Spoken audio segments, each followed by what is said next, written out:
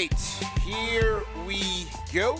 Salute to Knicks Nation on this Friday morning, and salute to NBA Nation as we have a simulcast special edition of the NBA Report simulcast with Knicks Fan TV, CP the Franchise on the early morning grind. On today's show, hey, we got to talk about this NBA betting scandal that rocked the NBA and the sports world just yesterday. Chauncey Billups, Terry Rozier, Damon Jones, all charged in numerous betting schemes. And we're going to talk about it today with a lifelong Knicks fan, but most importantly, he covers sports business deals for front office sports. And he's our guy, Ben Horney, in the building. Hit the like button, hit the share button, subscribe to the channel.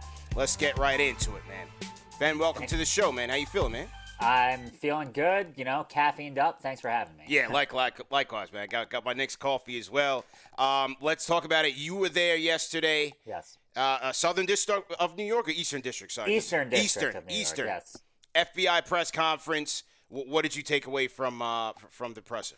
Yeah, so, it was very interesting. We're sitting there waiting for everyone to come in, and more than 20 law enforcement officials pile in, including FBI Director Kash Patel. You could sense the seriousness of it. We had an idea of what we were getting into. Like, we knew that it was about this alleged sports betting scandal with Terry Rozier. But, in the morning it had broken that he was arrested and that Chauncey Billups was arrested. And, yeah, it was pretty intense. Yeah, so Chauncey's charges, right, was one from the illegal poker operation where it was identified that he and some members of La Cosa Nostra, they identified various members of the various crime families, were involved in a scheme that involved illegal x-ray machines and basically bilking these guys out of their money. One guy, according to the indictment, was bilked out at $1.7 million, right? Yeah, yes. Now, on the other hand, you have Rozier, Damon Jones, and maybe Chauncey, who might have been named as a co-conspirator in the insider information case where these former players or current players were giving inside information on injury reports, which led to inappropriate betting at the sports books. So yes. Is that how Chauncey is caught up in both of these? It's just in the beginning, I was trying to figure out how he was related to both schemes. Well, so it was interesting in the morning, before I read through the indictments, the truth of the matter, the facts that we knew was that Damon Jones was the only person who was named in both. And so it was like, okay, there's two separate investigations, one about this crazy alleged poker scheme, one about the insider info with betting stuff. And Rozier's betting, Billups is poker, Damon Jones is both. And then I read through the indictment and, others came to this realization too. Co-conspirator number 8, I mean, is there a slight chance it's not Chauncey Billups? Maybe, but I mean, it's Chauncey Billups. They described him as he was an NBA player from, I think it was like 1997 to 2014. Then he became a coach in 2021. It lines up exactly with Billups. And then the game that they talk about in it is the Blazers. Someone involved with the Blazers gave inside info about the Blazers tanking and that Lillard and Nurkic and a bunch of other people were not going to play in this game. The Blazers ended up getting blown out by 28 in that game. Wow. That is absolutely insane. So we have now, he's been relieved from the Blazers. He was arrested yesterday. He's been released. Terry Rozier, they got him in Orlando. Was it in Miami or in Orlando hotel? That's a good question. Yeah. I don't know which city, but yes, Yeah, it was the team hotel. Okay. They were both arrested yesterday. So Billups and Rozier have now both been released, on bond. There was some reporting about Rozier that the judge wanted a $10 million bond. I think they negotiated it was a $6 million bond, but his house is collateral or something like that. Mm-hmm. Billups, he was wearing a brown Clutch Sports sweatshirt, which is kind of interesting. Damon Jones, this is what I'm trying to find out. It's not clear to me if Damon Jones also was released. Okay. Now, with the Damon Jones thing, not to say that his case is even more glamorized, but I think based on the indictments, the speculation is that he passed on inside information about LeBron James being absent from a game. So given LeBron James's name, I think people want to make maybe more of the story, but so far, no implications that LeBron James is involved in any of this. To be super clear on that, there's this story that Damon Jones texted one of the people involved in this scam that basically LeBron's not going to play. They didn't say LeBron's name, but again, it was like the only two players that didn't play in the game were LeBron and Scottie Pippen Jr. Scottie Pippen Jr. is not having a huge effect on the game. Right. But LeBron is not implicated at all. Yeah. Yeah. Now, what's interesting was that Malik Beasley's name has come up in these things, in and out. He was part of the investigation, one separate investigation. He was reportedly cleared. Where does Malik Beasley fall into this? Is he a part of the Rozier, Jonte Porter mix, or is this a separate incident here with Malik Beasley? So as far as we know, it is part of the same investigation. Beasley was not named in any of this, but that investigation, remains ongoing, and obviously he still hasn't signed with anyone. And if you're Beasley, or if you're any player who knows that you had anything to do with any of this stuff, right now you are pretty nervous, I would imagine. Yeah. And the one thing that is interesting to me is that what like Terry Rozier's lawyer is saying is that, the NBA already cleared him in their investigation. So, and it was a similar situation with Malik Beasley when it was like, okay, the NBA cleared him, but he may not be out of the woods just yet. So what do you make of the NBA, quote unquote, doing their due diligence and saying these guys are okay, but then the Fed saying, hold on one second? Yeah, so that's another really interesting aspect of this, and we at Front Office Sports are trying to get the NBA to talk to us about, like, what was their investigation, because it is kind of odd. But at the same time, I want to say this, because this is something else that I'm going to try to look into today. The question of how strong is the actual criminal case, specifically against Rozier and then even Billups, it's certainly explosive, right? And obviously they were arrested. It's no small potatoes thing. But in the indictment, there's only one game that they talk about with Rozier. Now, there was the evidence that he texted with his friend, that his friend was involved pretty heavily, that they counted the money at Rozier's home.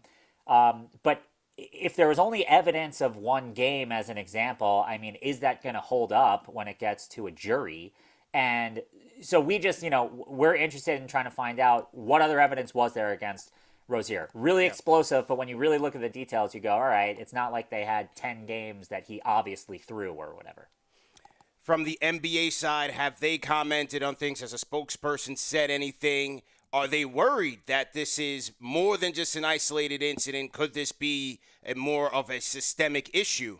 What do you think? So to this point, they've said, that they're looking into this, and I mean that's all you can really do at this point. Yeah. What's interesting to me, I actually asked this question at the press briefing. I asked if the NBA cooperated, and the guy said yes, the NBA cooperated with the investigation, which is great. Obviously, they should. But to your point from a minute ago, the NBA did their own investigation. What did that look like? Why were they able to clear Rozier, but then also be cooperating with this investigation? Like, what happened there? And then the other point that I want to make, this is also interesting, the Kawhi Leonard aspiration situation, right? Number one, is that going to be drowned out by this scandal? Pablo Torre had said that the defining scandal of Adam Silver's tenure is going to be this Kawhi thing. I don't know. It seems like sports betting is going to be the defining scandal of Adam Silver's career.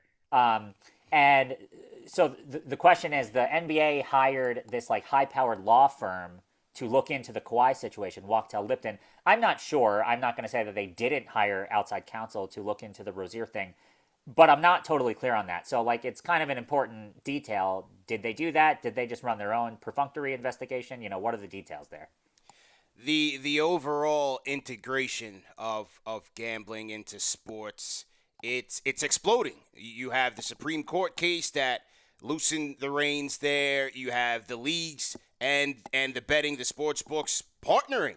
Hey, full disclosure right here on Knicks Fan TV. DraftKings is a sponsor of our show. Full disclosure. You also have sports books in the media space covering the game, right? With full-blown networks here. So, that whole integration in the midst of these scandals, not to say that, the proliferation of it is leading to this, because improprieties and cheating in sports has been going on since the beginning of time, but it's just interesting that we're at this intersection where these two parties are getting closer and closer in deals, and then you still have the cheating going on the side. Yeah, so another kind of notable fact here, someone else at the press conference asked about the sports books, which were not named. They didn't say which sports books these bets took place on. They were described as victims here. So it was described as though like they were basically cheated as well by this scandal. The question was whether the law enforcement are concerned that a jury might not be able to find, let's say FanDuel and DraftKings sympathetic when it comes to trial. That remains to be seen. But yeah, to the point, I mean, guardrails need to be strengthened here, right? You cannot have a situation where you're wondering if a guy took himself out of the game because he has a secret bet going on. And, Rozier, him and Beasley are probably the most kind of notable players so far. Like Jonte Porter banned for life. He's not Michael Porter. It was kind of able to be not brushed under the rug, but it wasn't like as huge of a deal. But as you start to get bigger names involved in this, yeah, it's a huge deal and it raises questions.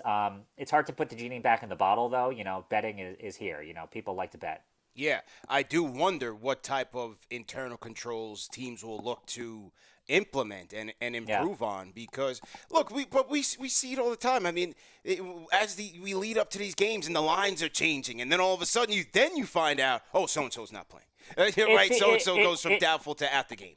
It feels so manipulatable, however you say that word, right? Like, especially if you're one of the players in the game. And to your point, I'm not sure what you do, because how do you stop someone from saying, I keep using this example, that they got a leg cramp and that they can't play? I mean, it's hard to do. And if people are smart enough to not use cell phones or whatever, like if you just go and meet someone and talk, how can they find you out? And then what's also interesting is that somebody in the chat, shout out to Chaotic Anime Weeb, he says he's talking about the NCAA, where here you have the NCAA is allowing their athletes to bet on pro sports, but at the same time they're investigating their athletes for betting on the sport.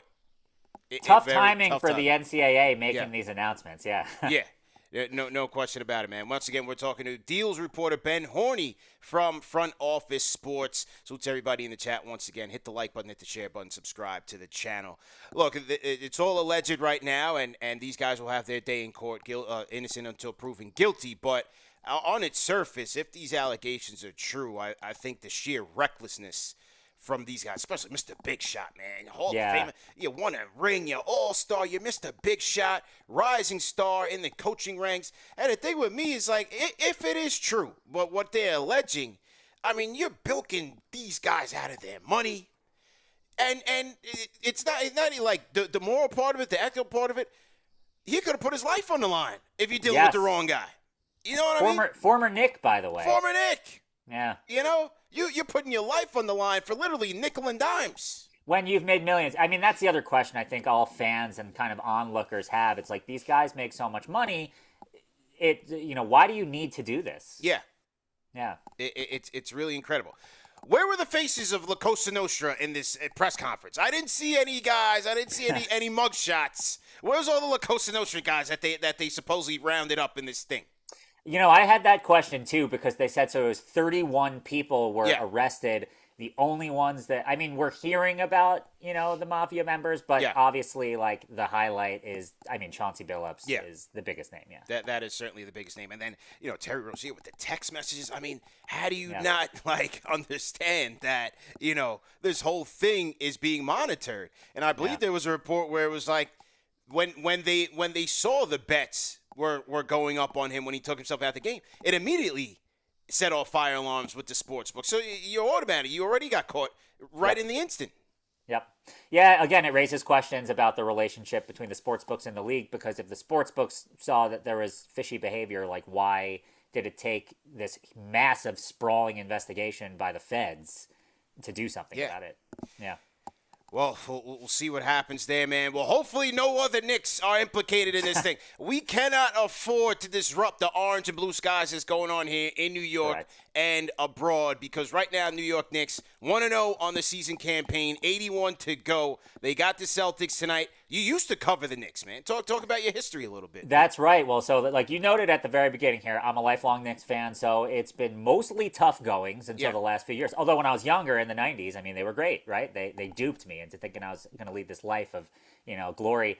I wrote for postingandtoasting.com, excellent website, under the name Benny Buckets for a number of years, kind of off hours, until 2018, 2019. So I wrote a ton of stories for them. I've covered the Knicks for a long time, and the Knicks are in a great spot right now. I mean, it's hard to think of a team that really you're scared of unless the Knicks face health issues, which unfortunately they immediately have with Mitchell Robinson and Josh Hart, and then even Anunoby was questionable before Game 1, although he looked good. Yeah, and Karl Anthony Towns, grade 2 quad strain. So already we're seeing a stark contrast from last year where they walked into the season relatively healthily, like they didn't have Mitch, and Deuce was kind of in and out, but by and large they had everybody else. Now you're starting the season off, you don't have Mitch, Towns, Hart, so it's you just can't call it. It's hard to prepare. They have a deep roster though, and Mike Brown obviously is willing to play people. I mean, Kolek looked great as well. Yeah, and I thought I was in the building for the opener. Just different, totally different in terms of. And it's funny because we're literally coming off of months where we were so used to a Tom Thibodeau template style standard that we became accustomed to for 5 years. So now it's open at night, and you're seeing Kolek and Brunson playing together, and you see OG at the 5, and the combinations was refreshing on one end, but it was so new. It's interesting, I think a lot of Knicks fans loved Tom Thibodeau for good reason. He put us back on track. And it was kind of concerning when they got rid of him, and it still is what is going to be considered success this year. But you also wonder at the same time, I mean, maybe, they have reached this level and that they did need a change, a refresh, new guys on the court, someone who can trust the bench. They also really boosted their bench this season. Yeah. And also, not to mention, I mean, Deuce McBride, I feel like he cannot be overlooked. He has improved every season. He looks awesome with his new, hairdo. Deuce is vital. Great stuff. Deuce is vital, man. Let the people know, what do you guys got coming in down the pipeline at Front Office Sports, man? You guys are doing a lot in the media space. It's expanding into video. What's new on your end? I mean, we will be covering this gambling and poker scandal comprehensively. I'm working on something else today. We've been doing live events. We just did a live event. It was last week. It feels like it was 5 years ago already at this point. We'll have some of those coming up. You can look at the website, subscribe to our newsletters. We got 3 or 4 of them. Mine is called Asset Class. I can use every subscriber I can get twice a week. One's coming out later today. Lots of stuff. I wrote about private equity. There's a lot more private equity involvement in the NBA than you might realize.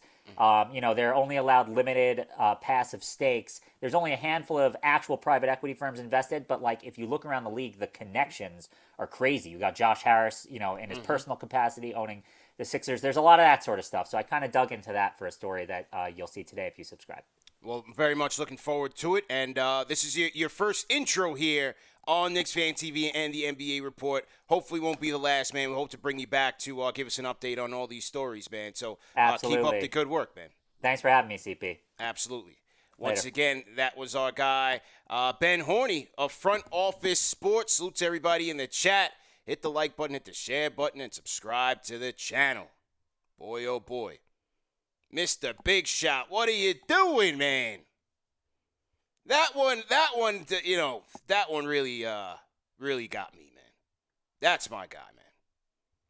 One of my favorite players, Detroit Pistons. I really love that team. Rasheed Wallace, all of that. Mr. Big Shot, what are you doing, man? Bilking dudes out of their hard-earned money, man. You got a guy losing $1.7 million. I mean, I hope for his sake it's really not true, man. I really hope that he gets cleared. But he threw his whole basketball life away. A rising star in the coaching ranks. My goodness. Salute to everybody in the chat. Some from Brooklyn. How you feeling, man? Salute to everybody watching on the NBA Report side. Salute to everybody watching on the KFTV side. Knicks in action tonight against the Boston Celtics, man. Looking forward to that game for sure. Jaylen Brown and company coming in. What will they show off that they learned from Tibbs' coaching clinic? You be the judge. Stay tuned for that. I think that'll be funny. If you guys need tickets for tonight's game, man, head over to SeatGeek. Use our code KFTV10 for 10% off your order. SeatGeek, the #1 rated ticketing app and the official ticketing app of Knicks Fan TV. SeatGeek is very easy to use. Whether you download the app or you go to SeatGeek.com, when you search for the Knicks games, make sure you are looking at the green dots. The green dots mean they rate the deals from like amazing all the way to good. So like amazing is basically an indicator that this deal is the best bang for your buck for your money. You're getting a good deal. It's not marked up too high, and that's a good deal for you. Now the red dots, those are the ones that you might want to stay away from unless you're like really desperate to get into the building. All right. So always try to follow the green dots, and that is my word of advice to you. But you're always going to find good deals on SeatGeek. Once again, use our code KFTV10 for 10% off your tickets. And if you haven't, I think we also have another active code out there of KFTV, which will get you $20 off your order. So both of those are good for up to $20 off your purchase. Hey, take that $20 off, go get you a eat. You know, you're on a date, go get you a glizzy or something, some popcorn, and you're good to go. All right? Shout out to our friends at SeatGeek for sponsoring tonight's show. If you guys are in the NYC area, you can meet us at Slate NY, man, 54 West 21st Street for the KFTV Watch Party experience. Shout out to everybody that had a great time for our season opener event. We had the photo booth. You know, it's really a great time, man. We had the photo booths going there. Shout out my guy Nick Storm. You know, shout out to Team KFTV. There's KFTV Kenny. He's in there. He's selling the KFTV merch. So everybody had a great time for the opener. We will be there. Get your tickets, KFTVWatch.com or at KnicksFanTV.com to make sure that that you guys are getting your tickets. Okay? All right, what else we got here? That's the situation. We had to do this show a little bit earlier, man. We got an extremely packed day, a very busy day, man. Who's coming to the show? Our guy Luis Guzman. Luis Guzman is coming to KFTV, man. So I got to get ready. I got to hit the barbershop, get chopped up, then hit the studio, holla at Luis Guzman. We should have that episode up probably on Sunday. And so make sure you guys are coming out to that. Sunday, you guys know we will be down in South Beach for the Miami meetup pregame, Knicks versus Heat, and then we will be going to the Knicks versus Heat game. So for those of you in the 305, the South Beach area, meet us at Black Market Bayside. Black Market Bayside, 401 Biscayne Boulevard is where we will be for the pregame festivities. And then we will hit the game. All right? The Shells, I see you in the chat, man. Shells, salute to you. The Glockster, he said, imagine FBI comes to arrest Mitchie. I would be sick. Yeah, man. Hopefully no more Knicks. No Knicks in there. Gilbert Arenas is a snitchy. Yeah, he is a snitchy. So, for some reason, Gil's like playing that whole thing up. He's a very weird guy. Very weird guy. He's a very weird guy. Vega, I see you in the chat. Salute, man. Salute, man. Jordan Sherrod, I see you. Son from Brooklyn was in the building. Big Daddy Gio. Salute to Gio. Definitely appreciate it, man. Okay. All right, so, yeah, that's pretty much it, man. We'll be back today for play-by-play. Of course, CK2K on the call for play-by-play. And then post-game live, myself, CK, and Alex will be here rocking with you guys. Knicks versus Celtics, your key takeaways. We want to hear it all. Make sure you guys tap in with the #1 show for the fans, by the fans. Salute to everybody watching on NBA Report. For my KFTV guys, make sure you head over to the NBA Report side of the house. You know we have 2 channels on the network. Head over to the NBA Report and make sure that you guys are subscribing to the channel over there. And once again, salute to the replay gang. Remember that these shows are available in audio podcast format. And enjoy the weekend, everybody. Looks like another beautiful day here in New York in the tri-state area. Hopefully it's the same for you wherever you are at. Remember, man, stay positive, stay blessed, and we'll catch up later. Peace.